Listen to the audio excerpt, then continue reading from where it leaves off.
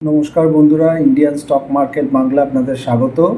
আমি সৌভিক। আজকে 30 জুলাই বুধবার। জাস্ট মার্কেট বন্ধ হয়েছে 3:32 বাজে। আজকে মিড উইক যে ভিডিও সেটা করছি। ফার্স্টে বলি, লাস্ট যে ভিডিওটা করা হয়েছিল অর্থাৎ শুক্রবার রাত্রিবেলা, আপনারা হয়তো শনিবার পেয়েছিলেন, সেখানে এখনও আছে ভিডিওটা, লাস্ট ভিডিও। ওখানে বলেছিলাম যে নেক্সট মঙ্গলবার একটা বটম নিফটির আমরা পেতে পারি এবং সেটা সাময়িক বটম হয়তো হতে পারে, কিন্তু মঙ্গলবার একটা হওয়ার সম্ভাবনা আছে। দেখুন ভিডিওতে এখনও বলা আছে। এবং আপাতত দেখা গেল যে মঙ্গলবার অর্থাৎ গতকালকে একটা নিফটির লো ক্রিয়েট করলো, যেটা অ্যাপ্রক্স 24,598-600ই ধরতে পারে। সেখান থেকে কালকে এবং আজকের মধ্যে প্রায় 300 পয়েন্ট ওখান থেকে নিফটি ইনক্রিজ করে 24,902, রাউন্ড ফিগার ধরলাম 24,900, অর্থাৎ 300 পয়েন্টের একটা র্যালি দেখা গেল। তাও আজকে যে মার্কেটটা পজিটিভ দেখাচ্ছে, ক্যান্ডেলে নেগেটিভই দেখাবে, কিন্তু মার্কেট নিয়ে অনেক কিছু ব্যাপার আজকে ঘটেছে বা নিউজ ফ্লো চলছে, এই ব্যাপারেও আমি আসছি। তার আগে বলে দিই, আমাদের যে টেলিগ্রাম গ্রুপ চলে, প্রিমিয়াম গ্রুপ এবং সিলভার গ্রুপ। প্রিমিয়াম গ্রুপ যেটা জুলাই মাস প্রায় শেষ, কালকে এক্সপায়ারি হয়ে যাচ্ছে। যারা আগস্ট এবং সেপ্টেম্বর মাসে যুক্ত হতে চান তারা হোয়াটসঅ্যাপ করতে পারেন। WhatsApp number 9123952178। ওখানে ডিটেলস আপনারা জানেন, তাও যদি মনে হয় ওখানে হোয়াটসঅ্যাপ করবেন, স্টাফ যে থাকবে সে অ্যান্সার দেবে, বা আমার কাছে মোবাইল থাকলে আমিও দিয়ে দেবো। ফোন করবেন না, হোয়াটসঅ্যাপ করবেন। অর্থাৎ নতুন গ্রুপ আজ থেকে এন্ট্রি স্টার্ট করা হলো নেক্সট 2 মাসের জন্য। এছাড়াও যারা সিলভার গ্রুপে জয়েন করতে চান 1 মাসের ডিটেলস জানেন, ওখানে ডিটেলস পেয়ে যাবেন। এটা গেল হচ্ছে আমাদের টেলিগ্রাম গ্রুপ যে এন্ট্রি ওপেন হলো সেই ব্যাপারে আমি জানিয়ে দিলাম। এবার আসি মার্কেট সম্পর্কে। মার্কেটে অনেক কিছু নিউজ চলছে। কি নিউজ? ফার্স্ট নিউজ হচ্ছে ট্রাম্প বাবা আবার একটু বলা বলি শুরু করেছে। বেশ কিছুদিন চুপচাপ ছিল। সেটা হচ্ছে ইন্ডিয়ার ওপর 20-25% ট্যারিফ লাগাতে পারে। এটা বলেছে, তার কারণ একটু রাজনীতি দিকে গেলে ব্যাপারটা বোঝা যাবে। পার্লামেন্টে আমাদের প্রধানমন্ত্রীজি বলেছিলেন যে এই যে অপারেশন সিন্দুরে যে আমাদের পাকিস্তানের সাথে যে একটা চুক্তি হয়েছিল যে যুদ্ধবিরতি, সেটা বিদেশের কোনো নেতা তার সাথে কথা হয়নি এবং তার কথায় হয়নি। এটা পার্লামেন্টে গতকাল উনি বলেছিলেন। মনে হয় তারই একটা রিভেঞ্জ হিসাবে হয়তো আজ সকালবেলা বোমটম ফাটিয়েছে। তবে এটা আমার মনে হয় টোটালি ট্রাম্প একটা বিজনেসম্যান। আমার ধারণা 20-25% ওপর কোনো ট্যারিফ লাগাতে পারবে না। 2 নম্বর কথা হচ্ছে, আজকে যে বাজে নিউজটা সকাল সকালই এলো, তাতে কিন্তু মার্কেট আমাদের ডাইজেস্ট করে নিল খবরটাকে। অর্থাৎ এখন যদি সত্যি 20%ও লাগায়, তাহলে কিন্তু মার্কেট আর নেগেটিভ রিয়াকশান করবে না, কারণ আজকে মার্কেট কিন্তু ব্যাপারটা ডাইজেস্ট করলো।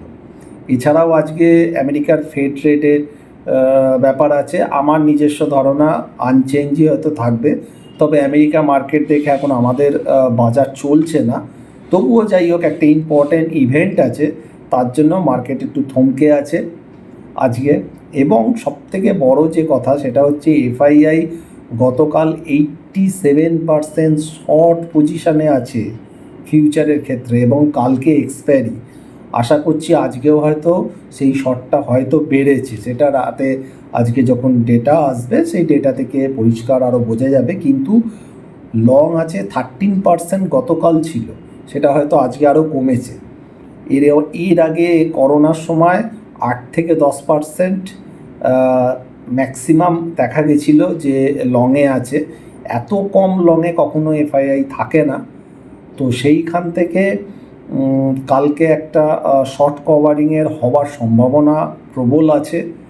কিন্তু যদি না হয়, কারণ অনেকে হয়তো এই কথাটাই হয়তো ভাবছে, সেটা মার্কেট হয়তো যদি না করে, তাহলে কিন্তু কালকের পরে একটা র্যালি আসতে পারে। তবে আমাদের যেটা মেন সেটা হচ্ছে লেভেল দেখে কাজ করতে হবে। সম্ভাবনা কালকে আছে কিন্তু একটা শর্ট কভারিং হওয়ার, এবং যদি কালকে কোনোভাবে 25,000-এর ওপর একটু সাস্টেন করে, তাহলে কিন্তু একটা বড় শর্ট কভারিং হওয়ার সম্ভাবনা কালকে প্রবল আছে। কিন্তু তার আগে অনেক কিছু বাজারে নিউজ এবং অনেক কিছু ডেটা চারদিকে এমনভাবে ঘুরছে যে একটা রেঞ্জ বাউন্ডে করে রেখেছে। যেমন আজকে প্রায় 4 ঘন্টা 4.5 ঘন্টা নিফটি মাত্র 25 থেকে 30 পয়েন্টের মধ্যে ঘোরাঘুরি করেছে। মাত্র 25 পয়েন্ট থেকে 30 পয়েন্টও নয়, 25 থেকে 26 পয়েন্টের মধ্যে আজকে প্রায় 3.5 থেকে 4 ঘন্টা নিফটি আজকে ছিল। অর্থাৎ বুঝতে পারছেন যে একটা পজ নিয়েছে। সাধারণত এই পজগুলো যখন ব্রেক করে, যে কোনো সাইড একটা বড় মুভমেন্ট চলে আসে এবং সেটা আনএক্সপেক্টেড হয়। তো বিভিন্ন নিউজ আছে, এখন দেখা যাক কোন নিউজে কি হয়। প্রচুর নিউজ ঘুরছে এখন।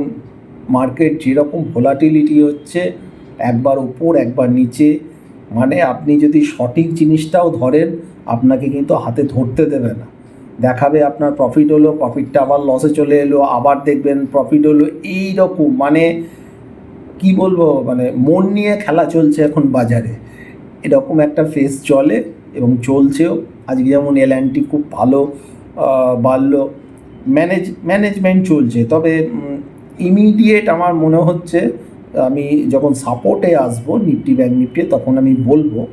এছাড়া একটা মেন হচ্ছে আইটি সেক্টর নিয়ে আমিও নেগেটিভ এর আগে বলেছিলাম, কিন্তু এখন বাজারের চারদিকে আইটি সেক্টর নিয়ে খুব নেগেটিভ। তো আমার মনে হয় আইটি সেক্টরের চার্ট বা আদার সেন্টিমেন্ট দেখে আমার মনে হয় আইটি সেক্টরে যারা বেচার বা যা করার হয়তো করে দিয়েছে। এখান থেকে আমার মনে হয় না আইটি সেক্টর শর্ট করা উচিত বলে। আরও কিছুটা করতে পারে, সেটা অন্য কথা। কিন্তু এখান থেকে আমার মনে হয় আইটি সেক্টরের স্টকগুলো অ্যাকুমুলেট করলে আমার মনে হয় ভবিষ্যতে ভালো রিটার্ন পাওয়া যাবে। আমি আইটি সেক্টর সম্পর্কে আমি কিন্তু এখন আর নেগেটিভ কথা বলছি না, কারণ বাজারে এখন আইটি সেক্টর সম্পর্কে ম্যাক্সিমাম নেগেটিভ নিউজ এবং নেগেটিভ ব্যাপার স্যাপার চলছে। মার্কেট এইগুলোকেই কাজে নেয়। এছাড়াও আজকে আরেকটা বাজে যেটা চললো, সেটা হচ্ছে রুপি ডলার।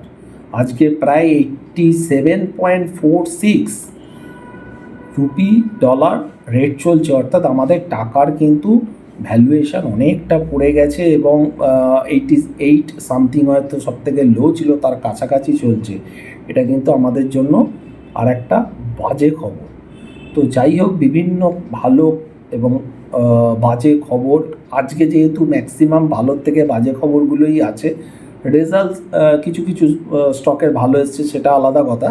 কিন্তু ওভারঅল বলতে গেলে খারাপ নিউজগুলো আছে, সেগুলো কিন্তু মার্কেট আজকে ডাইজেস্ট করেছে এবং একটা জায়গায় ধরে রেখেছে। আজকে রাতের হয়তো ফেড ডিসিশন বা আদার্স কিছুর জন্য।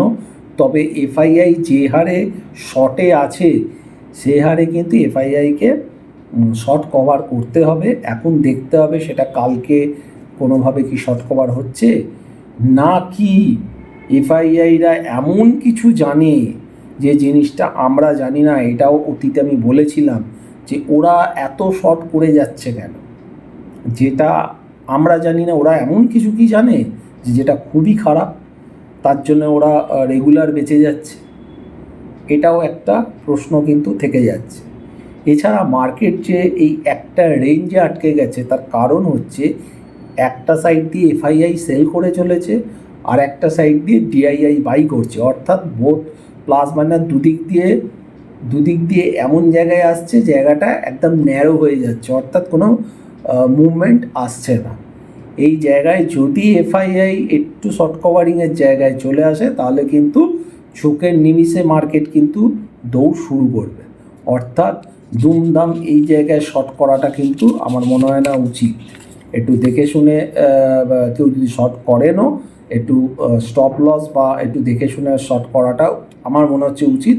হতে পারে নেগেটিভ অনেক খবর আসছে, কিন্তু সবসময় খবরে কাজ হয় না। তো এই জায়গাটা আমার একটু ডাউট লাগছে।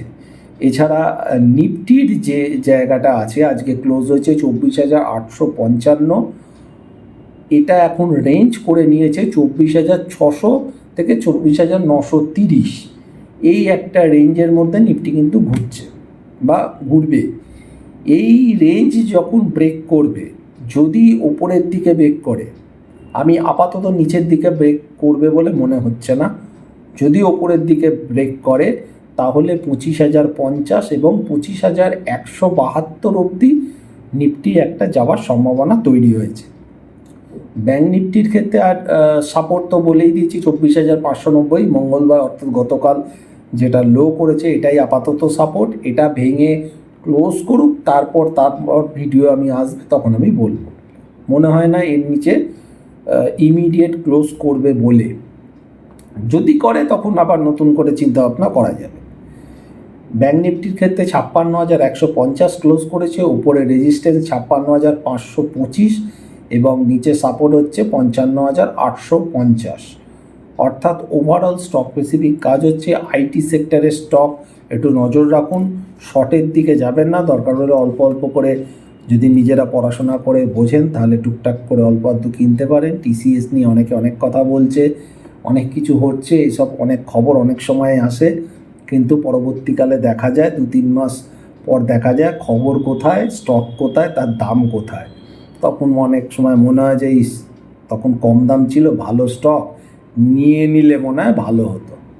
তো যদি কেউ আইটির ভালো ভালো স্টক নিতে চান, অল্প অল্প করে অ্যাকুমুলেট করতে পারেন, তবে অবশ্যই নিজেরা পড়াশোনা করে চার্ট দেখে কোনো সেবি রেজিস্টার্ড অ্যানালিস্টের সাথে যোগাযোগ করে তার পরামর্শ নিয়েই কাজটা করবেন। আমি আমার যেটা মনে হয়েছে সেটা আপনাদের জানালাম। মোটামুটি আপডেট দেওয়ার মতো এগুলো ছিল। এখন আজকে রাতে ফেডের কী হয়, মনে হয় আনচেঞ্জ হবে বলেই আমার মনে হচ্ছে। তারপরে কালকে শর্ট কভারিং কী হবে এটা কিন্তু একটা বড় প্রশ্ন, কারণ নিউজ যেভাবে ঘুরছে অনেক কিছু একসাথে দেখাচ্ছে। কালকের দিনটা দেখা খুব দরকার আছে। এছাড়াও যারা গ্রুপ জয়েন করবেন তারা অবশ্যই হোয়াটসঅ্যাপ করতে পারেন, থাম্বনেলেও দেওয়া আছে ডিটেলস। আজকে এখানে শেষ করছি। ভালো থাকবেন, সুস্থ থাকবেন। আবার ভিডিও করব নেক্সট শুক্রবার রাতে অথবা শনিবার সকালে। নমস্কার।